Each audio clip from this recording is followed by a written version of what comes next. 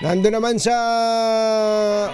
Office of Civil Defense, si RH52 Enyel Parosa, meron siyang update tungkol po sa lindol na nangyari sa Bugo City sa lalawigan ng Cebu. RH52 Enyel Parosa, Kamin Enyel. Katunying pinag-aaralan ng Office of Civil Defense kung saan ililikas itong mga residente na natira malapit sa natukoy na Bogo Bay Fault sa lalawigan ng Cebu. Tinuntahan ng DZRH News itong source ng 6.9 magnitude na lindol na matatagpuan sa Sitio Looc. Nakita natin ang naglalakihan at naglalalimang bitak sa lupa sa barangay Nailon na tumambad sa mga residente matapos ang main quake gabi ng Setyembre 30. Bukod sa aktibong fault na sharing source ng mga aftershocks sa ngayon, may mga sinkhole din sa area na malapit sa baybaying dagat.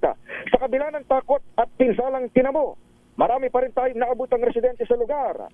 Anya, ayaw pa nilang umalis dahil kailangan nilang bantayan ang kanilang mga ari-arian. Pakinggan natin ang kanilang mga tinig. Grabe, para na-trauma ako, sir. Kunting kalog lang sa lupa eh. Wala. Buti hindi pa kayo maalis dito. Gusto man namin kaso wala mapupuntahan. Tsaka kailangan nyo rin bantayan, syempre. Oo, yung bahay. Gano'ng kalalim, sir? Hanggang saan? Hanggang dito, sir.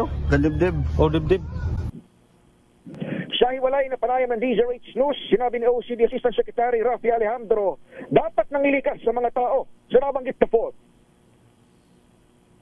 Ang advice natin, of course, is to move as far as away, no? But check natin kung kasama sila doon sa bibigyan natin ng tent city, yung ini-establish natin.